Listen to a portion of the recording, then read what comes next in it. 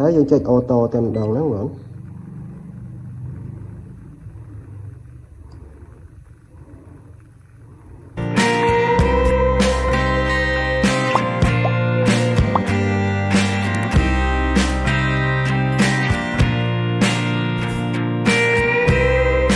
បាទជំរាបសួរបងប្អូនជំរាបសួរថ្ងៃនេះមកជួបជាមួយខ្ញុំពី Channel ខ្មែរ DIY សាជាថ្មីបាទខ្ញុំមានឧបករណ៍មកចែករំលែកបាទនេះគឺជាឧបករណ៍យើងវាស់ប្រេកង់បាទហើយនឹងវាស់ឧបករណ៍អេឡិចត្រូនិកបានទាំងអស់យើងនិយាយថាទាំងអស់ចុះវា3 in 1បាទប្រភេទនេះហ្នឹងហើយយើងនឹងវាស់ប៉ែតវាស់ត្រង់ស្ទ័រវាស់អីបានបាទទាំងអស់មកឧបករណ៍អេឡិចត្រូនិកហើយវាងាយស្រួលចំពោះបងប្អូនជាងយើងហ្នឹងហើយថ្ងៃនេះខ្ញុំបានមក2បងប្អូនខ្ញុំបានមក2ហ្នឹងហើយឥឡូវចាំមើលខ្ញុំអានេះខ្ញុំបាន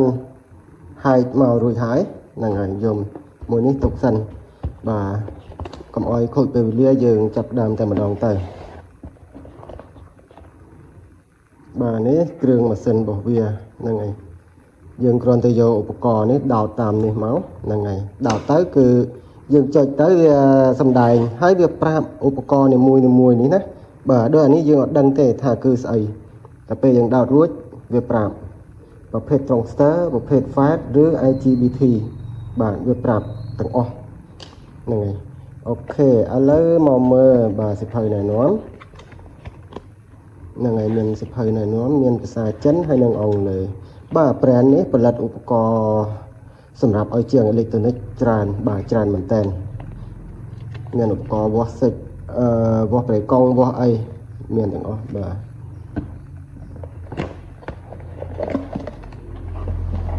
បាទខាងក្នុងប្រអប់នេះ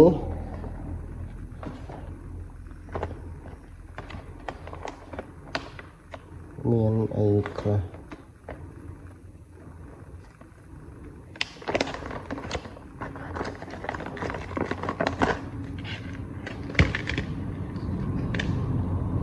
នេះប្រភេទខ្សែសម្រាប់វាស់ប្រេកង់បាទនេះតពួកវាហើយយើងចង់ដោះក៏បានវាមានជុលមួយសម្រាប់ចុចណាជាឧបករណ៍តូចហ្នឹងចុចវាស់បាទអូខេហើយអានេះគេឲ្យយើងដោតបាទនៅលើនេះ DSO បាទដកចាំមកហើយកន្លែងនេះកន្លែងវាស់វល់បាទមានវាស់វល់របស់អីដែរដាក់នៅខាងបាទនេះហ្នឹងហើយឧបករណ៍យើងប្រើសម្រាប់គៀបវាស់អីហ្នឹងហើយក្នុងឧបករណ៍អេឡិចត្រូនិកយើងត្រូវការវាស់ច្រើនបែបច្រើនយ៉ាងអញ្ចឹងគេឲ្យមកច្រើនបាទហើយមានស្អីខ្លះទេហ្នឹងហើយស្អីតាពេលយើងប្រើការទៅយើងត្រូវយកអីប្រើយ៉ាងហ្នឹងយើងឃើញឧបករណ៍នេះទៅយើងយកប្រើទៅបាទនេះខ្សែបាទខ្សែសាកភ្លើងរបស់ម៉ាស៊ីនហ្នឹងហើយ Type C បាទ Type C ស៊េរីថ្មីបាទសាកភ្លើងវាកន្លែងណានេះបវល2ជុំ3ជុំតំណឃើញបាទប្រភេទ Type C វាមានថ្មនៅក្នុងខ្លួនបាទហើយវាមានជើងសម្រាប់បញ្ឈរហ្នឹងហើយតម្លៃមិនសូវថ្លៃហ្មងដែរណាបងប្អូនបា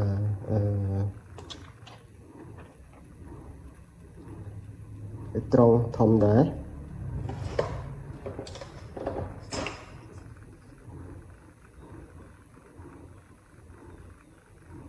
ត្រង់វា3អ៊ីងបាទ 3.2 អ៊ីងហ្នឹងហើយរបស់គេ premium ណាកាន់ហាប់ដែរហើយខ្សែនេះបាទខ្សែនេះគេសម្រាប់ឲ្យយើងដោតនៅក្នុងនេះឧទាហរណ៍ថា file ធំបាទ file ធំ dương đọt ở chỗ tề mình trắng này dương đọt chỗ tề vì mình lịch muối lịch phí lịch bầy dương đọt phải chạy tới dương đọt tam lịch riêng với tờ và dương đọt ban ta phải trong sơ ấy tự tội trắng này năng này cạnh kia màu hai thành trắng cái oi này máu dương đọt tới hình giờ tự kiệp cho mùi và dương đọt tam luôn với tay nữa năng này lịch muối tại đo lịch bầy tờ năng này muối hãy cho có kiệp trường phái đứa trường ấy dương ai chi bực thí rồi trồng sơ rồi ấy đã thâm thóm không còn đấy mà men tập phụ là ngày ok bà lấy nhầm kiệp hay nhầm tè mua này tại mà đòn tay lấy nhầm ở tuần đăng thả về tập cô và phết sấy tê lấy bà krướng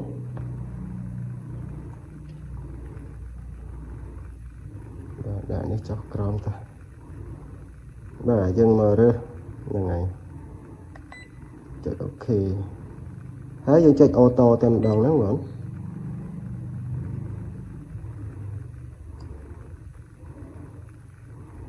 nè về prap khẳng lơ nè bọn con về prap thập phải một phép và hãy trường và bằng hai tầng ốcประเภทนี้ประเภทมันโยดหนึ่งขนมฝ่ายมือนี้ประเภทมันโยดยังไงเจียงยังกี่ดังไงนะโอเคอันเลยบ่ายังประดับอันนี้ดามข้างเจ้าซานี่ก็จริงบ่าให้ยำ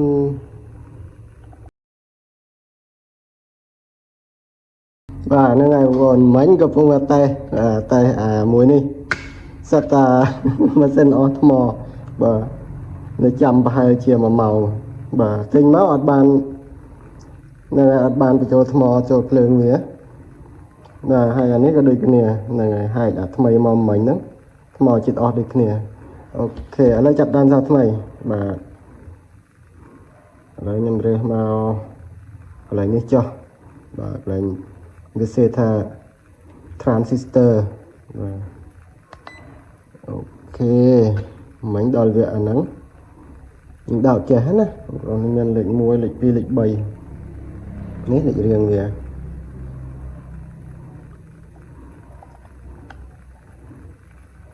và đạo trẻ máu hay dừng cạnh ai được chuột chạy ô tô hay cho mơ khăn lớn ấy chmua ấy bị trà rồiอันนี้โยดนางงามอ่อนประเภทโยดนะไปปรับไดโอดประเภทโยดยังไงยังมือทำนางแต่เจียงกันดังไงโอเคข้างอันนี้เป็นทมอันเลยยำวอเรสตองนี่เรสตองchương và thay chương về vơi với về miền nơi khang này khang này về prap mùi pí bấy pí ấy chân tờ hay thành chấn chương về với dân đọt plo lịch mùi tới hay plo lịch pí mùi tờ và đọt chân tới lấy tệ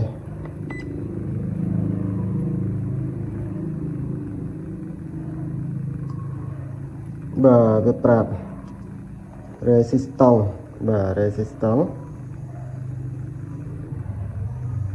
mà kilo ohm này chẳng nghe rằng ok đạm khang anh lấy nhầm đạm pool LED này xả mờ những đạm cái bật hai chân pí dân đạm môi pi chẳng thấy vậy chân bấy dân đạm môi pi bảy chẳng thấy tam lệ riêng với thế nhằm đạm pool LED check ok bên mình sẽ nhổ phượng trên màu LED vềประเภท được dột này nè được dột này hay chấn về sầm đài thay dột là ngày muối chất 7 V LED ប្រភេទនេះណាបាទវាដូចយកដែរ LED អានេះទៀតបាទ C មើលអត់ឃើញហ្នឹងហើយឥឡូវខ្ញុំដាក់ជើងអានេះចុះ1 2ទៅ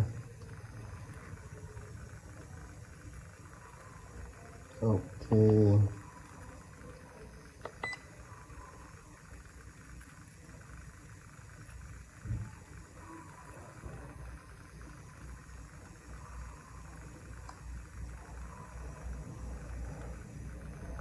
96បាទ96.9 nano farad វាប្រាប់ខាងលើភ្នែកមើលអត់ឃើញខាតប៉ាបាទហ្នឹងហើយប្រភេទកងដងដែរហ្នឹងហើយហើយទៀតហើយកងដងមួយនេះទៀតមកបាទអានេះយើងស្គាល់ហើយកងដងទូទៅនេះនៅឃើញហ្នឹងបងខ្ញុំមើលអត់ឃើញសោះនេះអូខេអីទេដល់ទៅវាប្រាប់ខ្ញុំភ្លេចប្រាប់ហ្នឹងហើយពូកងដងពូអីហ្នឹងមុនយើងដោតយើងឆក់ជើងមួយសិនណាហ្នឹងហើយច្បាច់ជើងឲ្យជាប់គ្នាសិនកុំឲ្យមានភ្លើងនៅក្នុងហ្នឹងទើបវាអានសក្រិតជាងទើបវាវាស់សក្រិតកាច់ចុចអូតូចុចតែអូតូមកមុខទេ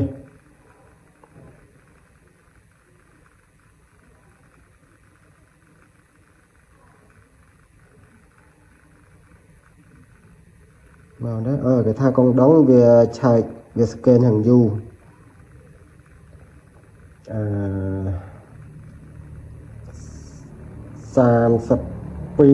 បាទ 32.6 មីក្រូហ្វារ៉ាត់ 0.57 អូមបាទវាប្រាប់ថាកងដងដែលហៅថាខាប៉ាបាទឥឡូវខ្ញុំឆែកVR បាទ VR ហ្នឹងហើយ VR ពួកនេះដាក់ជើង1 2 3ទៅដូចគ្នាទៅមើលវាប្រាប់មិន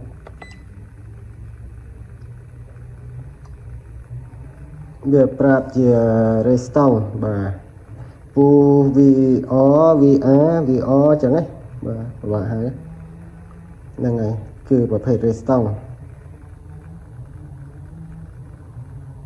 46.6 គីឡូអូមវា50 គីឡូអូមហ្នឹងឯងអីទៀតនេះ Redstone ប្រភេទតូចនឹងមិនបានទេដាក់ជើងវាតាមលេខរៀងទៅ1 2ទៅ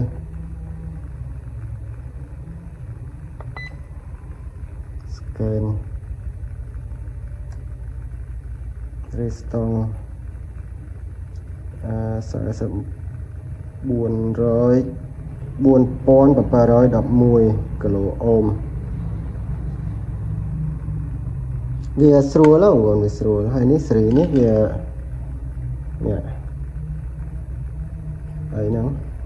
DSO TC4 បាទវាមានច្រើនសេរីណាបងប្អូនមានច្រើនសេរីហើយឥឡូវយើងទៅកន្លែងមេនុយវាអានេះសម្រាប់វាស់ប្រេកង់ហ្នឹងហើយថយវិញប្រេកង់ដែរប្រភេទសាន់សាយវែវអីយើងរើសបានទាំងអស់បាទវាប្រភេទ 3-in-1 ណាហើយកំណត់ភាសាបាទឥឡូវខ្ញុំដាក់ភាសាអង់គ្លេសទៅហ្នឹងហើយថយវិញកន្លែងនេះវាស់វល់វាស់អីបងប្អូន ហើយវាស់ប្រភេទស៊ីណាណាមកឃើញហ៎ស៊ីណាដៃអូតអីខ្លះនេះវាស់បានច្រើនហ្នឹងហើយនេះវាស់វល់យើងដោតរុននេះមកនេះអ៊ីនវាស់បានតាំងពី0វ៉ុលទៅដល់40វ៉ុលបាទទុំបានមកខ្ញុំអត់ទាន់បានឆែកលំអិតប្រមាណហ្នឹងតែគ្រាន់តែឃើញប៉ុណ្ណឹងដឹងថាវាធ្វើឲ្យការងារយើងងាយស្រួលតែថាឧបករណ៍ណាដែលយើងអត់ស្គាល់ឬមួយយើងចង់ design board អីមួយយើងអាចឆែកនៅក្នុងនេះបានទាំងអស់វាប្រាប់វល់ប្រាប់អំពែប្រាប់អីបានទាំងអស់អញ្ចឹងណាឧបករណ៍នីមួយណាបាទអានេះប្រភេទអីចាំមើលឥឡូវយើងដឹងថាអានេះប្រភេទ IGBT ណាចឹងហើយមើលឃើញប្រភេទ IGBT ឥឡូវខ្ញុំយកនេះមកដោតមើលវាប្រាប់ត្រូវអត់អានេះមិនវាប្រាប់ថា file ដែរឥឡូវខ្ញុំដាក់ក្រហមលើជើងទី1ខ្មៅជើងទី3ខៀវកតាលបាទហមទី1ខៀវកតាលខ្មៅទី3ក៏ចាប់វាបន្តិចអញ្ចឹងវារបូតតើយើងលុកសិនជាប់ហើយអូខេឥឡូវប្រឡែងទៅនឹងណងទៅហើយយើងមករើសបាទកន្លែងត្រង់ stir ចុះបាទអាចើង3ហ្នឹងឯងចុចអូខេមួយបាទហើយអូតូវាប្រាប់ថា resistance តែឆ្ងល់អានេះវាឆេះទេឲ្យបានវាប្រាប់ជា resistance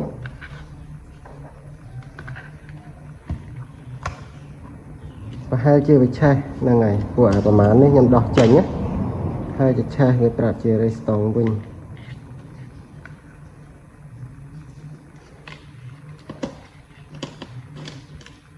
ឆេះមើលនឹងវាស់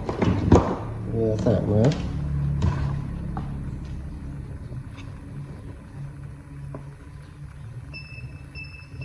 ឆេះមែន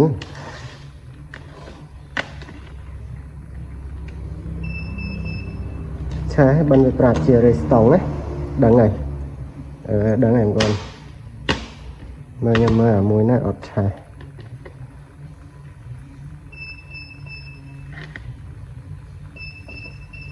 នេះឆេះ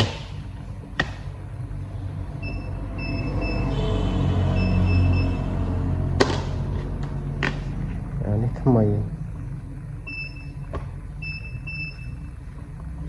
អាហ្នឹងថ្មីវាប្រាប់ត្រូវហើយអានេះfact អានេះយកប្រាប់ត្រូវតែពួកអានេះឆេះអញ្ចឹងហើយបានវាស់អត់ដឹងហើយអញ្ចឹងពួកនេះសិតតែខូចហើយខ្ញុំវាស់នេះមួយទៀតមកសិតតែឆេះអូខេបងប្អូនយើងដឹងហើយតែប៉ុណ្ណឹងបាទស្អាតហើយបងប្អូនបងប្អូនចង់បានអាចខ្ញុំអាចកំងឲ្យបានណាបងប្អូនណាខ្ញុំឃើញនៅតារាង KVU ហ្នឹងហើយ KVU អញ្ចឹងទៅខ្ញុំឃើញទៅចាប់បារម្ភហើយខ្ញុំកំងពីនេះមកបាទពី Alibaba មកសាក់មកឃើញថាវាល្អមែនវាបម្រើការងារយើងបានច្រើនហ្នឹងហើយអូខេបងប្អូនសូមបញ្ចប់វីដេអូតែត្រឹមនេះចុះយើងដឹងហើយណាវាស់បានគ្រប់យ៉ាងណាឯងហើយចាំមើលខ្ញុំនឹងអាប់ដេតសារថ្មីខ្ញុំសាកវាស់អីផ្សេងទៀតមកបាទអរគុណច្រើនបងប្អូន